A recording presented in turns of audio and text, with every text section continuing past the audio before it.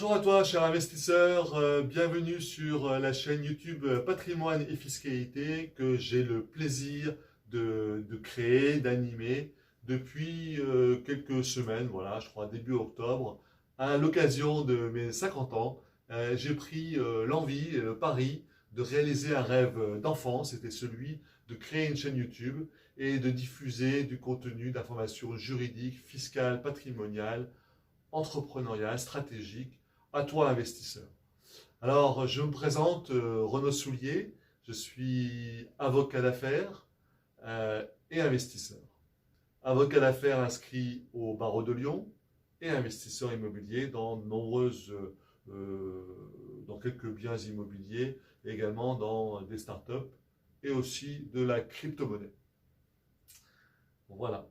Alors, les 5 domaines d'intervention sont les suivants: le suivi juridique des sociétés, la transmission d'entreprise, l'intermédiation dans la transmission d'entreprise, l'intermédiation aussi dans la transaction immobilière. J'ai actuellement une vente d'une maison de 2,2 millions dans la région lyonnaise. Magnifique, une villa d'exception. Et puis également, et enfin, cinquième dossier ou domaine d'intervention, la stratégie patrimoniale, ce que j'appelle les missions d'avocat, coach, stratège patrimonial. Aujourd'hui, je souhaite faire un focus d'actualité sur le cautionnement. Alors, pour toi qui suis régulièrement mes vidéos, parfois il y a des vidéos d'actualité, parfois il y a des vidéos sur des sujets particuliers, LMNP, avantage fiscal, CELIer.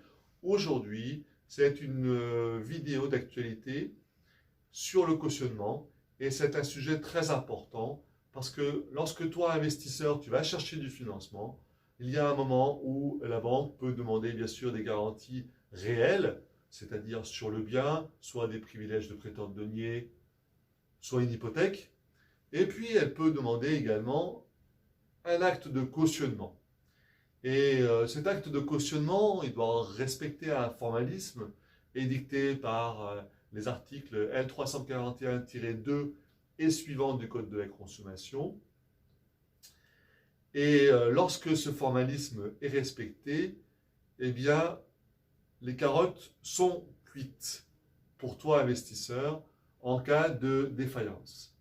Et là, aujourd'hui, je vais te parler d'une jurisprudence très récente qui a été rendue le 23 octobre 2019. Alors, une jurisprudence, c'est une décision rendue.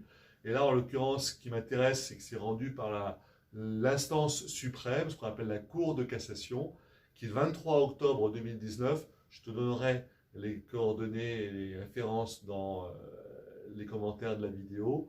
Le 23 octobre 2019, dans une affaire Société Palatine contre Société Marcel Proux, a rendu un arrêt qui est vraiment très protecteur pour la banque et forcément moins pour l'investisseur. En l'occurrence, c'était un dirigeant qui s'était porté caution d'un prêt garanti à 50% par la banque Oseo, qui est devenue la banque PPI, et à 50% par lui et ce qualité de caution. La société étant en liquidation judiciaire, la banque s'est retournée naturellement contre la caution. 123 800 était le montant du prêt, 127 000 euros était la portée de l'engagement de caution. Et les avocats du dirigeant ont souhaité demander la nullité de l'acte de caution. En première instance, ils ont été déboutés. En cause d'appel devant la Cour d'appel de Rennes également.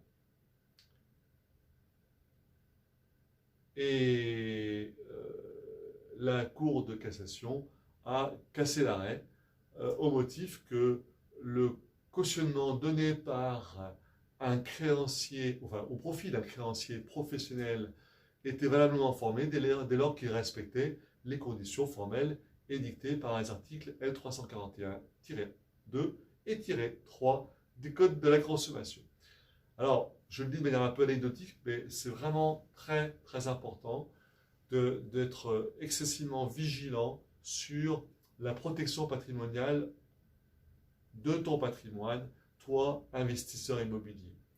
Et je ne le dirai jamais suffisamment, il faut être très très vigilant parce que quand on regarde les conditions globales d'octroi du prêt. Il y a le taux, certes, et effectivement, on est actuellement dans un contexte de baisse de taux généralisé qui en est vraiment très bas, et à la fois tant mieux, et c'est préoccupant d'un point de vue macroéconomique. Et donc, lorsque l'on regarde les taux, il faut regarder également les conditions du prêt, d'octroi du prêt, dans ce qu'on appelle le taux effectif global. Et dans les prises de garantie, quelles sont les garanties sollicitées?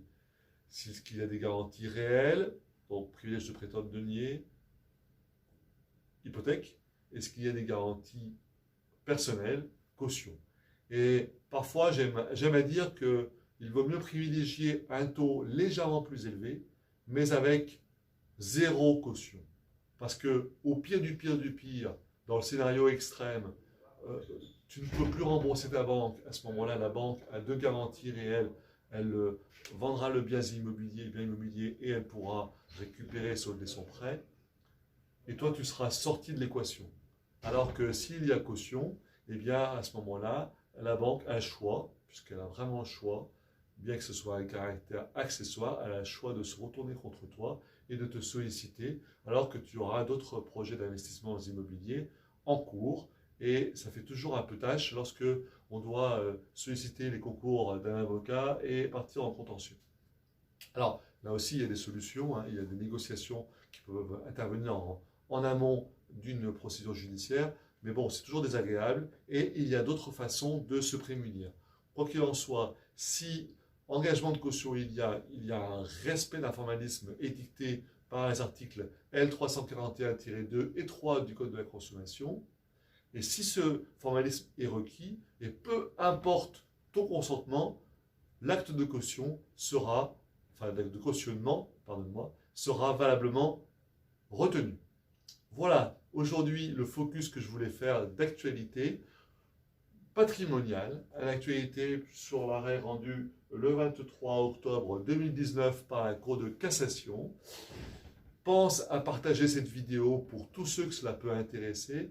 Pense à mettre un beau pouce bleu pour m'encourager à diffuser du contenu de qualité pour toi investisseur. Je suis là pour t'aider, pour t'accompagner, pour t'épauler. Je suis là à ton écoute, dans ton monde, pour te renseigner. Je suis là aussi pour t'apporter des réponses dans le cadre d'un accompagnement spécifique sur mesure pour toi. J'ai un blog qui s'appelle Horizon Invest 360 sur lequel je diffuse régulièrement des articles également. Donc il y a 2 vidéos par semaine qui sont postées sur YouTube et un article en général le mercredi puisque la vidéo est postée le lundi et le vendredi. Voilà, je te dis à très vite, passe une excellente journée, réalise de super investissements et on investit ensemble. À très vite. Merci beaucoup. Au revoir.